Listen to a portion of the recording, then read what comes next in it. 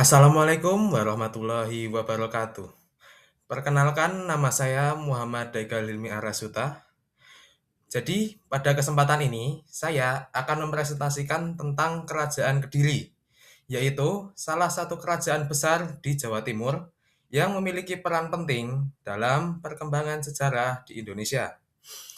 Kerajaan Kediri cukup menarik untuk kita pelajari karena memiliki perjalanan yang cukup lengkap, mulai dari masa berdirinya, masa berkembang, masa kejayaan, hingga masa keruntuhannya. Hal ini membuat Kerajaan Kediri tidak hanya penting sebagai bagian dari sejarah, tetapi juga sebagai sumber pembelajaran tentang bagaimana sebuah sistem bisa berkembang dan kemudian mengalami kemunduran. Melalui presentasi ini, saya akan membahas latar belakang berdirinya Kerajaan Kediri, letak dan wilayahnya, kehidupan ekonomi, sosial, dan budaya, masa kejayaan, hingga penyebab keruntuhannya.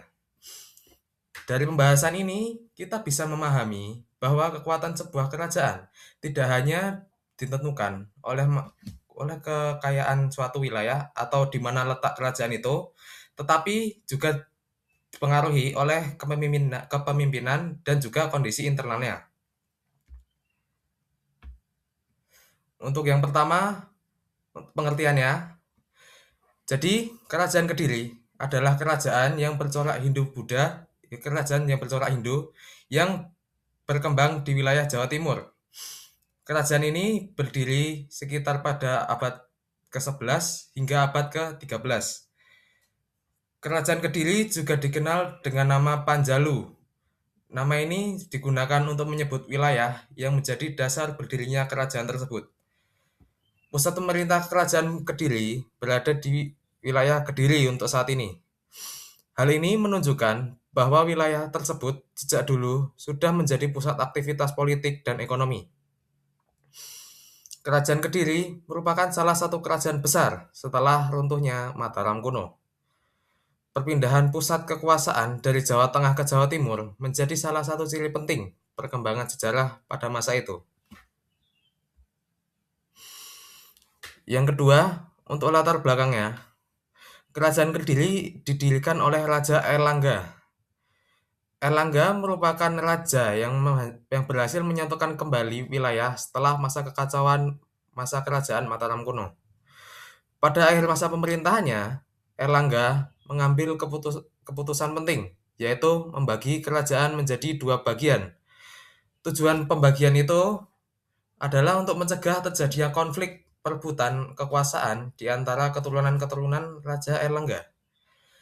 Kerajaan hasil pembagian tersebut ada dua, yaitu Jenggala dan Panjalu. Namun, dalam praktiknya sendiri, pembagian ini tidak sepenuhnya berhasil menghindari konflik, tetapi terjadi persaingan antara kedua wilayah tersebut. Akibatnya, Panjalu menjadi lebih kuat dan dikenal sebagai Kerajaan Kediri. Yang ketiga, untuk letak dan wilayahnya. Untuk letaknya, kerajaan ini terletak di Jawa Timur. Pusatnya berada di wilayah Kediri saat ini. Kerajaan ini berkembang di sekitar aliran Sungai Brantas. Sungai ini memiliki peran yang sangat penting sebagai jalur transportasi dan perdagangan. Selain itu, tanah di sekitar Sungai Brantas sangat subur. Hal ini mendukung perkembangan pertanian, terutama produksi padi. Untuk wilayahnya, Kerajaan Kediri mencakup daerah pedalaman Jawa Timur. Wilayah ini didominasi oleh lahan pertanian yang produktif. Selain itu, wilayah Kediri juga terhubung dengan jalur perdagangan antar daerah. Kondisi ini membuat Kerajaan Kediri menjadi posisi yang sangat kuat dalam bidang ekonomi. Lalu yang keempat adalah raja-raja pentingnya.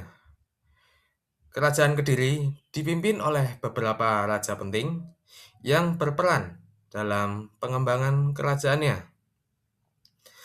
Untuk yang pertama, ada Sri Jayabaya. Sri Jayabaya adalah raja yang paling terkenal pada Kerajaan Kediri.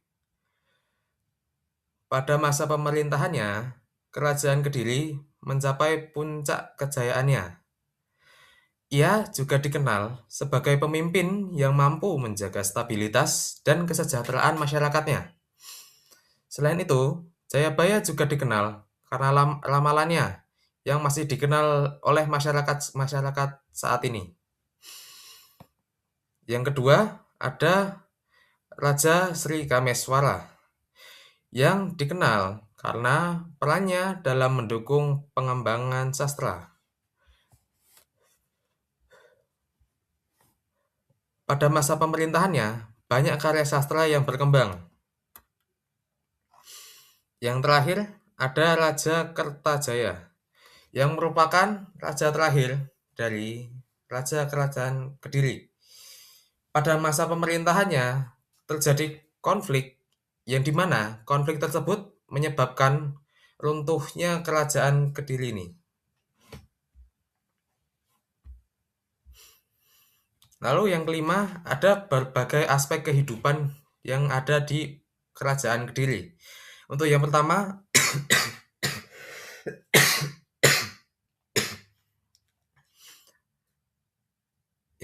untuk aspek kehidupan ekonomi. Kehidupan ekonomi masyarakat Kediri bertumpu pada sektor pertanian. Tanah yang subur membuat hasil pertanian menjadi melimpah. Padi menjadi hasil utama yang dihasilkan oleh masyarakat. Selain pertanian, perdagangan juga berkembang dengan sangat baik. Sungai Berantas digunakan sebagai jalur distribusi barang dari satu daerah ke daerah yang lain. Melalui perdagangan, hasil pertanian dapat dijual dan ditukarkan dengan barang yang lain. Kondisi ini membuat ekonomi Kerajaan Kediri relatif stabil dan mampu mendukung kesejahteraan masyarakat. Yang kedua, untuk kehidupan sosialnya, kehidupan sosial masyarakat Kediri dipengaruhi oleh ajaran Hindu. Masyarakat terbagi dalam sistem kasta. Kasta tersebut antara lain dari yang tertinggi ada Brahmana, lalu di bawahnya ada Ksatria, yang bawahnya lagi ada Waisya, dan yang paling rendah yaitu Sudra.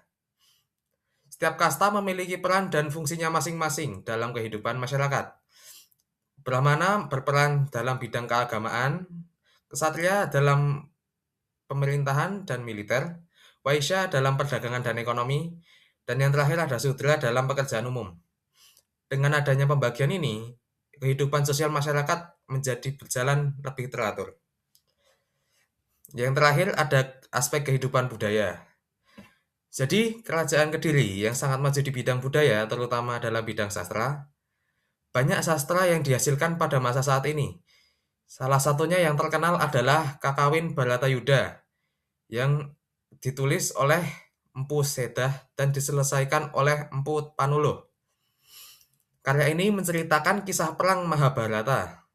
Selain itu, terdapat juga Kakawin Smaradahana, yaitu karya dari Empu Darmaja. Karya ini menggunakan bahasa Jawa kuno dan memiliki nilai sastra yang tinggi.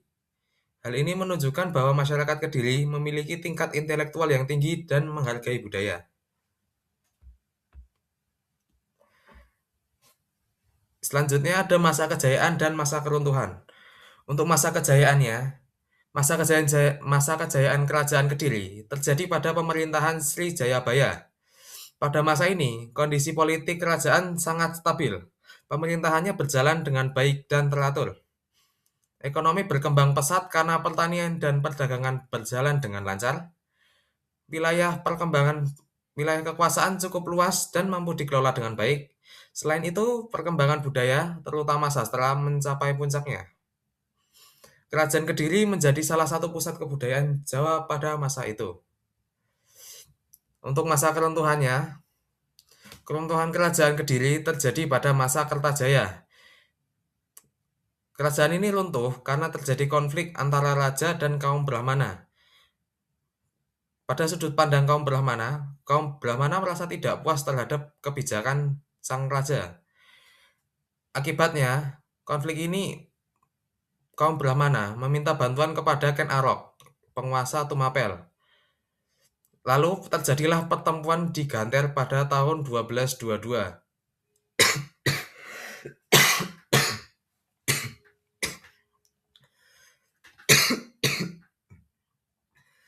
Dan pada pertempuran tersebut, Kerajaan Kediri mengalami kekalahan.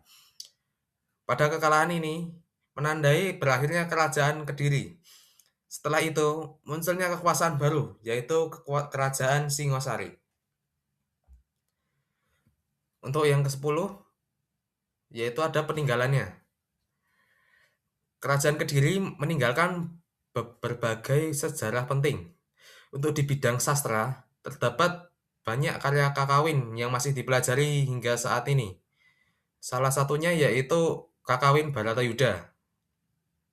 Selain itu, terdapat prasasti yang menjadi bukti tertulis tentang keberadaan kerajaan ini, yaitu Prasasti Ngantang.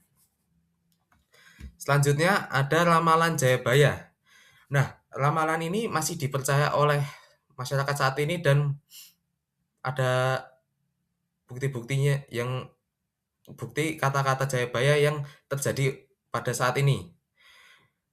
Nah, peninggalan ini membantu kita memahami kehidupan masyarakat pada masa Kerajaan Kediri. Jadi, kesimpulannya, Kerajaan Kediri merupakan salah satu kerajaan paling besar di Jawa Timur. Mohon maaf, merupakan salah satu kerajaan besar di Jawa Timur yang memiliki pengaruh penting dalam sejarah Indonesia. Kerajaan ini maju di bidang pertanian dan sastra. Kejayaannya juga dipengaruhi oleh kepemimpinan yang kuat dan kondisi wilayah yang mendukung. Namun, konflik internal malah menjadi penyebab utama keruntuhannya.